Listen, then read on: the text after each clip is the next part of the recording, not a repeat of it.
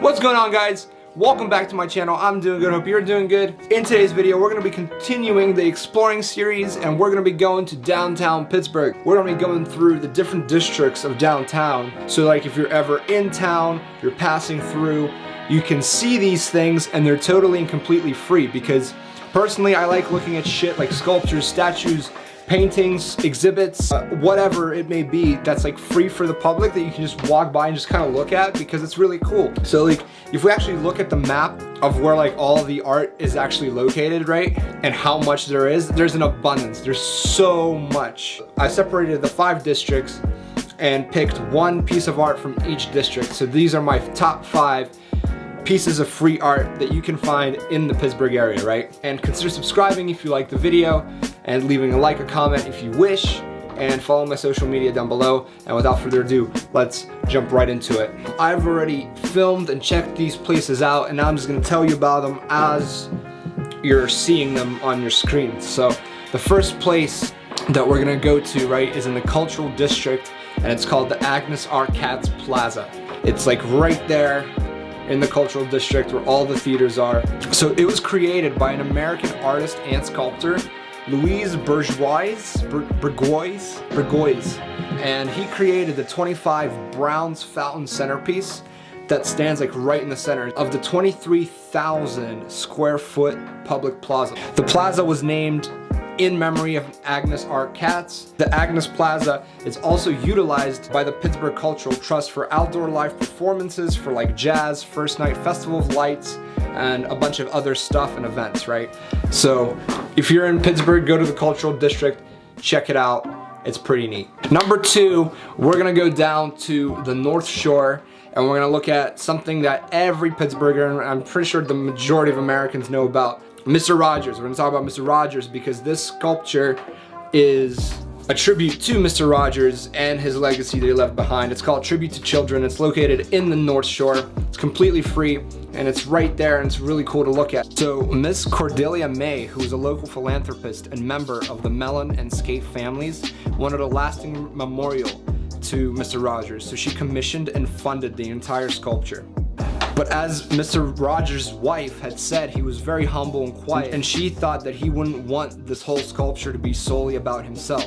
In terms of like what he wanted, he'd probably want all of it to be about the kids, because that was like his whole premise, right? So thus, the sculpture was titled Tribute to Children. So they thought that the perfect location for the sculpture would be right by the old pier, because they thought it had a great view of the city and it would give the old pier like a repurpose, so to speak. Initially, the old pier had always been intended to be used as a lookout platform, right?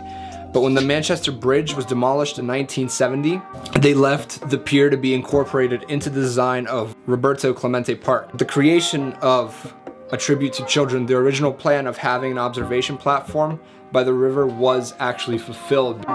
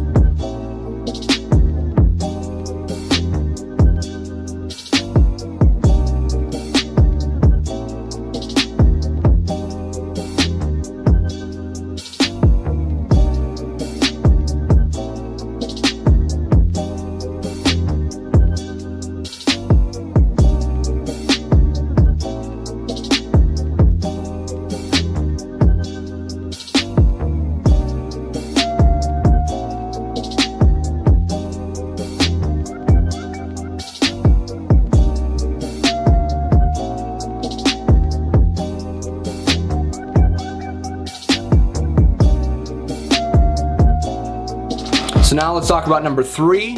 It's called Resurrection, and it's chilling down on Grant Street. I don't think it's the best piece of art on Grant Street, but I think it's still super cool and like aesthetic and kind of like edgy, so that's why I picked it. So let's check it out. The statue of Resurrection is chilling by the First Lutheran Church. The First Lutheran Church commissioned the bronze sculpture with its theme of spiritual awakening to celebrate man's ability to renew himself and his surroundings. The piece was created using the lost wax method, basically a 5-stage process that involves creating a series of molds.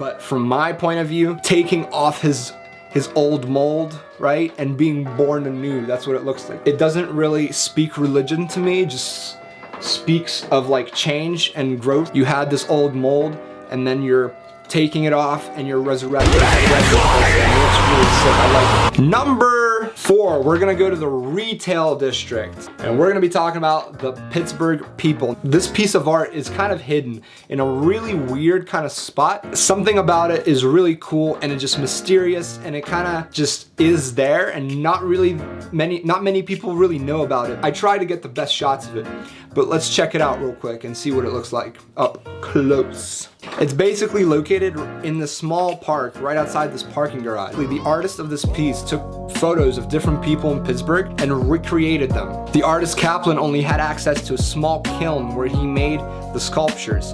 To increase their size, he sculpted them in parts and adhered them together to display in the parklet. What's really cool and the weirdest thing about it is that some of the figures represent actual Pittsburghers in elevators. It's really weird. Like, some of these sculptures are sculptures of people standing in miscellaneous elevators. Like, that's so weird, right? But I think this sculpture is really neat. If you're ever in the retail district, you're probably gonna miss it because you just walk right past it, but it's just there, it's just chilling there on its own. So you could always check it out.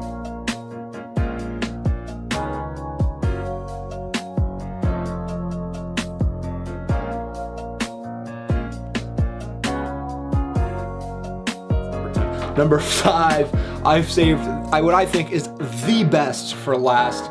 This art exhibit is located in the north side. It's completely free to everyone, and the fact that it's free is insane because something like this people will pay money to see. So the fact that it's free is mind-blowing, and that's Randy Land. Let's check it out real quick. Let's go in there. Right, so this is like what the outside looks like. Like, it is kind of slummy in that region of Pittsburgh, but this house and this area and this exhibit bring it so much life, and it's right next to the mattress factory. Like, the mattress factory is like literally a street over. Randy Land started in 1995 when Randy Gilson purchased a few rundown buildings in the north side, essentially turned them into this art exhibit. And over the years, the installations have grown tremendously, and the property essentially became a local treasure that receives national and international attention. So this is like a world-known exhibit of art, and it's so random. And the coolest thing is that Randy Gilson himself just chills there. I wasn't able to see him when I was there this time. He'll just tell you about his story and like talk to you about Randyland and talk to you about whatever you want and like inspire you, give you all this inspirational knowledge. Out of everything that I've talked about today, I suggest you go to Randyland and check it out because it is something really to gawk about, and it's totally free.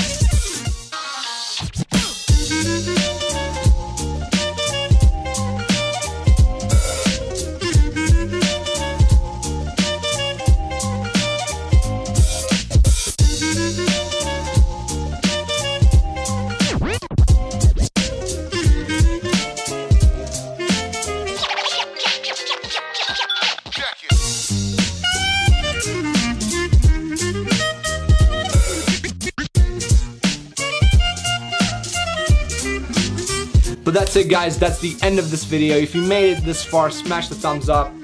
Hit the like button if you enjoyed the video. If you're from this area or you've been to this area and there's art that, you know, that I didn't mention here that you think is even better and cooler, please let me know down below. And as always, guys, have a great day, and I'll see you in the next one. Take it easy. Peace. See you guys.